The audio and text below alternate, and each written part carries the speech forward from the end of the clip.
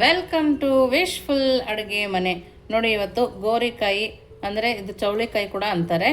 ಇದರಿಂದ ಒಂದು ಸೂಪರ್ ಆಗಿರೋ ರೆಸಿಪಿನ ಮಾಡೋಣ. ಹಾಗೆಯೇ ಮೆಣಸಿನ್ಕಾಯಿ ಕೂಡ ಬಳಸಿ ಒಂದು ಸೂಪರ್ ಆಗಿರೋ ರೆಸಿಪಿನ ಮಾಡೋಣ. ಹೇಗೆ ಮಾಡೋದು ಅಂತ ನೋಡೋಣ ಬನ್ನಿ. ನೋಡಿ, ಮೊದಲಿಗೆ ಮೆಣಸಿನ್ಕಾಯಿ ಇದು ಖಾರ ಇಲ್ಲ, ಬರೀ ಮಧ್ಯ ಸೀಳ್ಕೊಳ್ತಾ ಇದ್ದೀನಿ, ಬೀಜ ಕೂಡ ತಕ್ಕೊಳ್ತಾ ಇಲ್ಲ. ನೋಡಿ, ಈ ಥರ ಕಟ್ ಮಾಡಿ ಪಕ್ಕಕ್ಕೆ ಇಟ್ಕೊಳ್ಳೋಣ. ನೋಡಿ, ಈ ಥರ ಕಟ್ ಮಾಡ್ಕೊಂಡ್ರೆ ಸಾಕು. ಹಾಗೆಯೇ ಗೋರಿಕಾಯಿ ಕೂಡ ಹಿಂದೆ ಭಾಗ ಮುಂದೆ ಭಾಗ ಅಷ್ಟೇ ತಕ್ಕೊಂಡಿದ್ದೀನಿ, ಮಿಕ್ಕಿದ್ದೆಲ್ಲ ಹಾಗೆ ಇಟ್ಕೊಂಡಿದ್ದೀನಿ. ಮೆಣಸಿನ್ಕಾಯಿನೂ ಎಲ್ಲ ಇದೇ ಥರ ಕಟ್ ಮಾಡ್ಕೊಂಡು ಬರೋಣ. ನೋಡಿ, ಎಲ್ಲದನ್ನು ಈ ಥರ ಕಟ್ ಮಾಡಿ ಇದನ್ನು ಪಕ್ಕಕ್ಕೆ ಇಟ್ಕೊಳ್ಳೋಣ. ನೆಕ್ಸ್ಟ್ ಏನು ಮಾಡೋದು ನೋಡೋಣ ಬನ್ನಿ. ನೋಡಿ, ಇವಾಗ ಒಂದು ಬೌಲ್ನ ತೊಗೊಂಡಿದ್ದೀನಿ. ನೋಡಿ, ಈ ಬೌಲಲ್ಲಿ ಒಂದು ಬೌಲ್ ಆಗುವಷ್ಟು ಕಡಲೆ ಹಿಟ್ಟನ್ನು ಹಾಕ್ಕೊಂಡಿದ್ದೀನಿ. ಸಣ್ಣ ಬೌಲಲ್ಲಿ 3/4 ಕಪ್ ಆಗುವಷ್ಟು ಅಕ್ಕಿ ಹಿಟ್ಟನ್ನು ಹಾಕ್ಕೊಂಡಿದ್ದೀನಿ. ನೀವು ಅದೇ ಬೌಲ್ ಮೆಜರ್ಮೆಂಟ್ ತಗೊಳ್ಳಂಗಿದ್ರೆ 1/4 ಬೌಲು ಅಥವಾ ಅರ್ಧ ಬೌಲ್ ಅಕ್ಕಿ ಹಿಟ್ಟನ್ನು ನೀವು ಹಾಕ್ಕೋಬೋದು. ನೋಡಿ, ಇದಕ್ಕೇ ರುಚಿಗೆ ತಕ್ಕಷ್ಟು ಉಪ್ಪನ್ನು ಹಾಕ್ಕೊಳ್ತಾ ಇದ್ದೀನಿ. ಹಾಗೆಯೇ ಸ್ವಲ್ಪ ಅರಿಶಿನ ಪುಡಿ, ನಾನಿಲ್ಲಿ ಸ್ವಲ್ಪ ಪೆಪ್ಪರ್ ಪೌಡರ್ ಕೂಡ ಹಾಕ್ಕೊಳ್ತಾ ಇದ್ದೀನಿ. ಒಂದು 1/4 ಸ್ಪೂನ್ ಆಗುವಷ್ಟು ಧನಿಯಾ ಪೌಡರ್, ಹಾಗೆಯೇ ಒಂದು ಅರ್ಧ ಸ್ಪೂನ್ ಆಗುವಷ್ಟು ಖಾರದ ಪುಡಿ, ಸ್ವಲ್ಪ ಜೀರಿಗೆ, ಹಾಗೆಯೇ ಅಜ್ವೈನ್ ಕೂಡ ಹಾಕ್ಕೊಳ್ತಾ ಇದ್ದೀನಿ. ನೋಡಿ, ಸ್ವಲ್ಪ ಕೊತ್ತಂಬರಿ ಸೊಪ್ಪನ್ನು ಹಾಕಿ ಒಂದು ಸರಿ ಕೈಯಲ್ಲಿ ಮಿಕ್ಸ್ ಮಾಡ್ಕೊಳ್ಳೋಣ. ಖಾರದ ಪುಡಿ ಎಲ್ಲ ಹಾಕಿದ್ದೀವಲ್ಲ, ಕಡಲೆ ಹಿಟ್ಟು ಅಕ್ಕಿ ಹಿಟ್ಟು ಜೊತೆಗೆ ಮಿಕ್ಸ್ ಆಗಬೇಕು. ಆ ಥರ ನಾವು ಇದನ್ನು ಮಿಕ್ಸ್ ಮಾಡ್ಕೊಳ್ಳೋಣ. ಹಾಗೆಯೇ ಸ್ವಲ್ಪ ನೀರನ್ನು ಹಾಕಿ ಕಲಿಸ್ಕೊಬೇಕು. ಸ್ವಲ್ಪ ಸ್ವಲ್ಪನೇ ಹಾಕಿ, ಏಕೆಂದರೆ ಒಂದೇ ಸರಿ ಹಾಕಿದರೆ ತೆಳು ಆಗೋ ಚಾನ್ಸಸ್ ಇರುತ್ತೆ ಅಥವಾ ಗಂಟಾಗುತ್ತೆ. ಹಾಗಾಗಿ ಸ್ವಲ್ಪ ಸ್ವಲ್ಪ ಹಾಕಿ ಕಲಿಸ್ಕೊಬೇಕು. ನೀಟಾಗಿ ಗಂಟಿಲ್ದೇ ಇರೋ ಥರ ಬೀಟ್ ಮಾಡಿ ಕಲಿಸ್ಕೊಬೇಕು. ಆವಾಗಲೇ ಸಕ್ಕತ್ತಾಗಿ ಬರೋದು. ನಿಮ್ಮನೇಲೂ ವೆರೈಟೀಸ್ ಮಾಡ್ತಾ ಇರ್ತೀರ, ಈ ಥರನೂ ಒಂದು ಸರಿ ಡಿಫ್ರೆಂಟಾಗಿ ಟ್ರೈ ಮಾಡಿದಾಗ ತುಂಬಾ ಚೆನ್ನಾಗಿ ಬರುತ್ತೆ ಮತ್ತು ಎಲ್ರಿಗೂ ಇಷ್ಟ ಕೂಡ ಆಗುತ್ತೆ. ನೋಡಿ, ಈ ಥರ ಚೆನ್ನಾಗಿ ಬೀಟ್ ಮಾಡ್ಕೊಳ್ಳೋಣ. ನೋಡಿ, ಹದ ತೋರಿಸ್ತಾ ಇದ್ದೀನಲ್ಲ, ಈ ಹದದಲ್ಲೇ ಇದ್ದರೆ ಚೆನ್ನಾಗಿ ಬರುತ್ತೆ. ತೀರ ತೆಳುವಾದರೂ ಕೂಡ ಎಣ್ಣೆ ಎಳ್ಕೊಳ್ಳೋ ಚಾನ್ಸಸ್ ಇರುತ್ತೆ. ಇವಾಗ ನಾವು ಇದಕ್ಕೆ ನೋಡಿ ಒಂದು ಸ್ವಲ್ಪನೇ ಸೋಡಾನ ಹಾಕ್ಕೊಳ್ಳೋಣ. ನಾವು ಅಡುಗೆ ಮಾಡ್ತೀವಲ್ಲ ಅದೇ ಸೋಡಾ ಹಾಕ್ಕೊಂಡು ಚೆನ್ನಾಗಿ ಈ ಥರ ಬೀಟ್ ಮಾಡ್ಕೋಬೇಕು. ನೋಡಿ, ಈ ಥರ ಬೀಟ್ ಮಾಡ್ಕೋಬೇಕು. ನಾವು ಇದನ್ನು ದಿಢೀರಂತ ಮಾಡ್ಕೊಬೋದು. ಮಕ್ಕಳು ಸ್ಕೂಲಿಂದ ಬಂದ ತಕ್ಷಣ ಕೂಡ ಮಾಡಿಕೊಡ್ಬೋದು, ಅಥವಾ ಲಂಚ್ ಬಾಕ್ಸಿಗೆ ಕೂಡ ಮಾಡ್ಬೋದು. ಇದು ಅನ್ನದ ಜೊತೆಗೂ ತಿನ್ಬೋದು, ಹಾಗೆಯೇ ಚಪಾತಿ ಮಾಡ್ಕೊಂಡು ಕೂಡ ತಿನ್ಬೋದು. ನೋಡಿ, ಈ ಹದದಲ್ಲಿ ನಾನು ರೆಡಿ ಮಾಡ್ಕೊಂಡಿದ್ದೀನಲ್ಲ. ಇವಾಗ ನೆಕ್ಸ್ಟ್ ಏನು ಮಾಡೋದು ನೋಡೋಣ ಬನ್ನಿ. ನೋಡಿ, ಎಲ್ಲ ಕಲಸಿದ ನಂತರ ಪಕ್ಕದಲ್ಲಿ ಎಣ್ಣೆನ ಬಿಸಿಯಾಗಿ ಇಟ್ಕೊಂಡಿದ್ದೀನಿ. ಹಾಗೆಯೇ ನೋಡಿ, ಇದನ್ನ ಹಿಂದೆ ಭಾಗ ಮುಂದೆ ಭಾಗ ತೆಗೆದಿದ್ವಲ್ಲ, ಈ ಥರ ಅದ್ದಿ ಇದನ್ನು ಇವಾಗ ಇದರೊಳಗಡೆ ಹಾಕೋಣ. ಎಣ್ಣೆನ ಹೈ ಫ್ಲೇಮಲ್ಲಿ ಇಟ್ಟು ಕಾಯಿಸ್ಕೊಂಡಿದ್ದೀನಿ. ಬೇಗ ಬೇಗ ಹಾಕ್ಕೋಬೇಕು. ಡಿಫ್ರೆಂಟಾಗಿರುತ್ತೆ, ತುಂಬಾ ಟೇಸ್ಟಿಯಾಗಿರುತ್ತೆ. ಖಂಡಿತವಾಗ್ಲೂ ಒಂದು ಸರಿ ಟ್ರೈ ಮಾಡಲೇಬೇಕು ಅಂತ ರೆಸಿಪಿ ಅಂತ ಹೇಳ್ಬೋದು. ಇವಾಗಂತೂ ಸ್ಕೂಲ್ ಸ್ಟಾರ್ಟ್ ಆಗೋ ಟೈಮಲ್ವ, ಲಂಚ್ ಬಾಕ್ಸಿಗೆ ಕೂಡ ಚಪಾತಿ ಜೊತೆಗೆ ಮಾಡಿಕೊಟ್ರೆ ಮಕ್ಕಳು ಖುಷಿಯಿಂದ ಖಾಲಿ ಮಾಡ್ಕೊಂಡು ಬರ್ತಾರೆ. ಬೆಳಗ್ಗೆ ಟೈಮ್ ಮಾಡೋದಕ್ಕೂ ಟೈಮ್ ಆಗಲ್ಲ, ಬೇಗನೆ ಮಾಡ್ಕೋಬೋದು. ನೋಡಿ, ಒಂದು ಸರಿ ಹಾಕಿದ ಮೇಲೆ ತಕ್ಷಣಕ್ಕೆ ಕೈ ಹಾಕ್ಬೇಡಿ. ನೋಡಿ, ವಾವ್, ಸೂಪರಾಗಿ ಬರ್ತಾಯಿದೆ.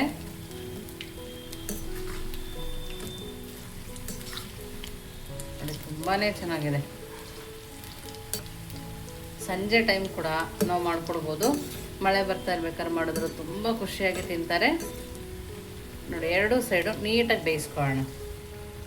ನೋಡಿ, ಎರಡೂ ಸೈಡು ನೀಟಾಗಿ ಬೆಂದಿದೆ.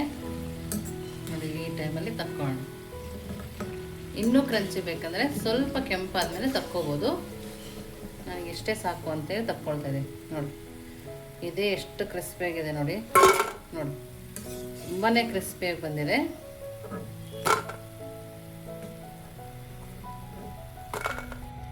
ಮೆಣಸಿನ್ಕಾಯಿ ಮಧ್ಯೆ ಕಟ್ ಮಾಡ್ಕೊಂಬಂದ್ವಲ್ಲ, ಅದನ್ನು ಕೂಡ ಹಾಕೋಣ.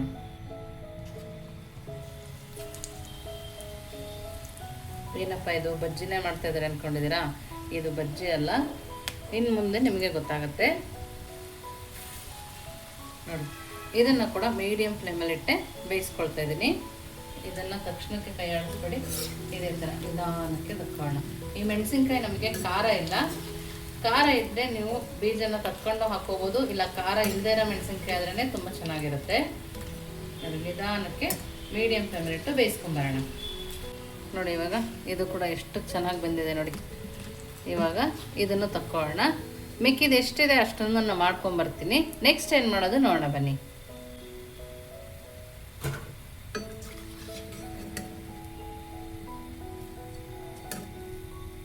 ನೋಡಿ ಇವಾಗ ಎಲ್ಲವುದು ರೆಡಿ ಮಾಡ್ಕೊಂಡಿದ್ವಿ. ಮೆಣಸಿನ್ಕಾಯ್ದು ರೆಡಿ ಇದೆ, ಗೋರಿಕಾಯ್ದು ರೆಡಿ ಇದೆ. ಇವಾಗ ನಿಮಗೆ ಇಷ್ಟಿಷ್ಟೇ ಉದ್ದ ಮಾಡಿದ್ರೆ ಚೆನ್ನಾಗಿರಲ್ಲ, ಹಾಗಾಗಿ ಇದನ್ನು ನಾನು ಈ ಥರ ಕಟ್ ಮಾಡ್ಕೊಳ್ತೀನಿ. ನೋಡಿ ಗೋರಿಕಾಯ್ದು ತೋರಿಸ್ತಾ ಇದ್ದೀನಿ, ಮೆಣಸಿನ್ಕಾಯ್ದು ತೋರಿಸ್ತಾ ಇದ್ದೀನಿ. ಎರಡನ್ನು ಕಟ್ ಮಾಡ್ಕೊಳ್ತೀನಿ ಈ ಥರ. ನೋಡಿ ಈ ಥರ ಎಲ್ಲದನ್ನು ಕಟ್ ಮಾಡ್ಕೊಂಡು ಬರೋಣ. ನೋಡಿ ಎಲ್ಲದನ್ನು ಕಟ್ ಮಾಡಿ ಈ ಥರ ರೆಡಿ ಮಾಡಿ ಇಟ್ಕೊಂಡಿದ್ದೀನಿ. ಇವಾಗ ನೆಕ್ಸ್ಟ್ ಏನು ಮಾಡೋದು ನೋಡೋಣ ಬನ್ನಿ. ನೋಡಿ ಒಂದು ಪ್ಯಾನ್ ತೊಗೊಂಡಿದ್ದೀನಿ. ಆ ಪ್ಯಾನಿಗೆ ಒಂದು 2 ಸ್ಪೂನ್ ಆಗೋಷ್ಟು ಎಣ್ಣೆನ ಹಾಕೋಣ. ನೋಡಿ ಎಣ್ಣೆ ಸ್ವಲ್ಪ ಬಿಸಿಯಾದ ನಂತರ ಸ್ವಲ್ಪ ಸಾಸಿವೆ, ಹಾಗೆಯೇ ಸ್ವಲ್ಪ ಜೀರಿಗೆ, ಸ್ವಲ್ಪ ಇಂಗು. ನಾನು ಇದನ್ನೆಲ್ಲ ಮೀಡಿಯಮ್ ಫ್ಲೇಮಲ್ಲಿ ಇಟ್ಟೆ ಮಾಡ್ಕೊಳ್ತಾ ಇದ್ದೀನಿ. ಹಾಗೆಯೇ ಕರಿಬೇವಿನ ಸೊಪ್ಪು, ಒಂದು ಈರುಳ್ಳಿನ ಸಣ್ಣದಾಗಿ ಕಟ್ ಮಾಡಿ ಹಾಕ್ಕೊಳ್ತಾ ಇದ್ದೀನಿ.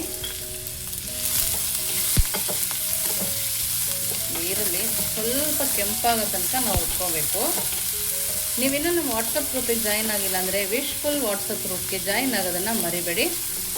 ನಿಮ್ಗೆ ಯಾವ ರೆಸಿಪಿ ಬೇಕು ಅಂತ ಕೇಳಿದ್ರು ಕೂಡ ಅಲ್ಲಿ ಕಮೆಂಟ್ ಮೂಲಕ ತಿಳಿಸಿದ್ರೆ ನಾವು ಮಾಡಿ ತೋರಿಸ್ತೀವಿ. ನೋಡಿ ಇದನ್ನು ಸ್ವಲ್ಪ ಬಾಡಿಸ್ಕೊಬೇಕು. ಈರುಳ್ಳಿ ಎಲ್ಲ ಸ್ವಲ್ಪ ಹಸಿ ವಾಸನೆ ಹೋಗಿ ಮೇಲೆಗಡೆ ಕೆಂಪಾದರೆ ಸಾಕಾಗತ್ತೆ. ಯಾರೋ ರಿಲೇಟಿವ್ ಬಂದಾಗ ಕೂಡ ಡಿಫ್ರೆಂಟಾಗಿ ಏನಾದರೂ ಮಾಡೋಣ ಅಂದ್ಕೊಂಡ್ರೆ ಈ ಥರ ಮಾಡ್ಬೋದು. ಈರುಳ್ಳಿನ ಮೀಡಿಯಮ್ ಫ್ಲೇಮಲ್ಲಿ ಇಟ್ಟೆ ಬಾಡಿಸ್ಕೊಳ್ತಾ ಇದ್ದೀನಿ, ಯಾಕೆಂದರೆ ಒತ್ತೋಗ್ಬಿಡುತ್ತೆ. ನೋಡಿ ಈರುಳ್ಳಿ ಸ್ವಲ್ಪ ಕೆಂಪಾಗಿದೆ ಅಲ್ಲ, ಇವಾಗ ನಾವು ಇದನ್ನು ಲೋ ಫ್ಲೇಮಲ್ಲಿ ಇಟ್ಕೊಳ್ಳೋಣ.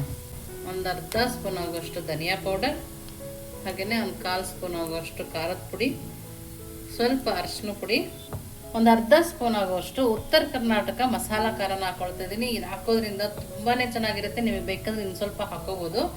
ತುಂಬ ಅಂದರೆ ತುಂಬಾ ಟೇಸ್ಟ್ ಕೊಡುತ್ತೆ. ಇದನ್ನು ಹಾಕಿ ಒಂದ್ಸರಿ ಕೈ ಆಡಿಸ್ಕೊಳ್ಳೋಣ. ನಾವು ಮಸಾಲೆ ಎಲ್ಲ ಹಾಕಿದಾಗ ಫ್ಲೇಮ್ನ ಲೋ ಫ್ಲೇಮಲ್ಲಿ ಇಟ್ಕೊಂಡ್ರೆ ತುಂಬ ಚೆನ್ನಾಗಿರುತ್ತೆ, ಇಲ್ಲಾಂದರೆ ಮಸಾಲ ಒತ್ತೋಗೋ ಚಾನ್ಸಸ್ ಇರುತ್ತೆ. ನೋಡಿ ಸ್ವಲ್ಪ ಉಪ್ಪನ್ನು ಹಾಕ್ಕೊಳ್ತಾ ಇದ್ದೀನಿ. ನಾವು ಬಜ್ಜಿ ಹಿಟ್ಟು ಕಲಸುವಾಗ ಕೂಡ ಉಪ್ಪನ್ನು ಹಾಕಿದ್ದೀವಿ. ಇದಕ್ಕೆ ಇವಾಗ ಮಸಾಲ ಎಲ್ಲ ಹಿಡೀಲಿ ಅಂತೇಳಿ ಉಪ್ಪನ್ನು ಹಾಕ್ಕೊಂಡಿದ್ದೀನಿ. ನೋಡಿ ಇಷ್ಟಾದ ನಂತರ ತಕ್ಷಣವೇ ನಾವು ಸ್ಟವನ್ನು ಆಫ್ ಮಾಡ್ಕೊಳ್ಳೋಣ. ನೋಡಿ ಸ್ಟವ್ ಆಫ್ ಮಾಡಿ ನಾವು ಕಟ್ ಮಾಡ್ಕೊಂಬಂದ್ವಲ್ಲ ಬಜ್ಜಿ, ನೋಡಿ ಈಗಲೂ ಕೂಡ ಎಷ್ಟು ಕ್ರಿಸ್ಪಿಯಾಗಿದೆ ಅಂತೇಳಿ ಅದನ್ನು ಇದರೊಳಗಡೆ ಹಾಕೋಣ. ನೋಡಿ ಹಾಕಿ ಚೆನ್ನಾಗಿ ಒಂದು ಮಿಕ್ಸ್ ಕೊಡಬೇಕು. ನಾವು ಉತ್ತರ ಕರ್ನಾಟಕ ಮಸಾಲ ಹಾಕಿದ್ವಲ್ಲ ಅದರಿಂದನೇ ಟೇಸ್ಟ್ ಸೂಪರಾಗಿ ಆಗುತ್ತೆ. ನೋಡ್ತಾ ಇದ್ರಲ್ಲ ಎಷ್ಟು ಚೆನ್ನಾಗಿ ಕಾಣಿಸ್ತಿದೆ ಅಂತೇಳಿ. ಮಸಾಲ ಎಲ್ಲ ನೀಟಾಗಿ ಹಿಡಿತಾ ಇದೆ. ಈರುಳ್ಳಿ ಕೂಡ ಚೆನ್ನಾಗಿ ಬಜ್ಜಿ ಜೊತೆ ಮಿಕ್ಸ್ ಆಗಬೇಕು. ಆ ಥರ ನಾವು ಇದನ್ನು ಮಿಕ್ಸ್ ಮಾಡ್ಕೊಳ್ಳೋಣ. ಇದೆಲ್ಲ ಡಿಫ್ರೆಂಟಾಗಿ ತುಂಬ ಡಿಫ್ರೆಂಟಾಗೂ ಇರುತ್ತೆ, ಮಕ್ಕಳಿಗೂ ಇಷ್ಟ ಆಗುತ್ತೆ.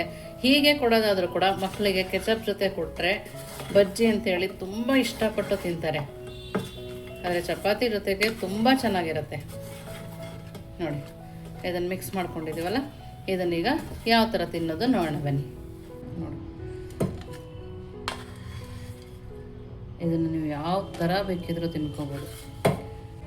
ಒಗ್ಗರಣೆ ಪುರಿ ಮಾಡ್ಕೊಂಡು ಅದ್ರ ಮೇಲೆ ಹಾಕ್ಕೊಂಡ್ರು ಸೂಪರಾಗಿರುತ್ತೆ. ನೋಡಿ ನಾವು ಒಗ್ಗರಣೆ ಹಾಕಿದ ಮೇಲೂ ಕೂಡ ಎಷ್ಟು ಕ್ರಿಸ್ಪಿಯಾಗಿದೆ, ಒಳಗಡೆ ಸಾಫ್ಟಾಗಿದೆ, ಮೇಲೆ ಲೇಯರ್ ಕ್ರಿಸ್ಪಿಯಾಗಿದೆ. ಹಾಗೆ ತಿನ್ನೋಕೆ ಕೂಡ ಟೇಸ್ಟ್ ಸೂಪರಾಗಿದೆ.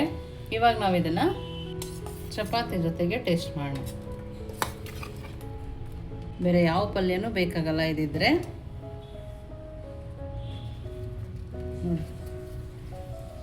ಚಪಾತಿನೂ ಸಾಫ್ಟಾಗಿದೆ. ನಿಮಗೆ ಚಪಾತಿ ರೆಸಿಪಿ ಬೇಕಂದ್ರೂ ಕೂಡ ವಿಡಿಯೋ ಲಿಂಕಲ್ಲಿರುತ್ತೆ, ನೋಡ್ಬೋದು. ನೋಡಿ ನಿಜವಾಗ್ಲೂ ಸೂಪರಾಗಿದೆ. ಖಂಡಿತವಾಗ್ಲೂ ನಿಮ್ಮ ಮನೇಲಿ ಒಂದ್ಸರಿ ಮಾಡಿ ಹೇಗಿತ್ತು ಅಂತ ವಿಶ್ಫುಲ್ ಅಡುಗೆ ಮನೆಗೆ ಕಮೆಂಟ್ ಮೂಲಕ ತಿಳಿಸೋದನ್ನು ಮರಿಬೇಡಿ. ನೀವಿನ್ನೂ ನಮ್ಮ ಚಾನಲ್ ಲೈಕ್ ಮಾಡಿಲ್ಲ, ಲೈಕ್ ಮಾಡಿ, ಶೇರ್ ಮಾಡಿ, ಸಬ್ಸ್ಕ್ರೈಬ್ ಮಾಡಿ. ವಿಶ್ಫುಲ್ ಅಡುಗೆ ಮನೆಗೆ ಥ್ಯಾಂಕ್ ಯು.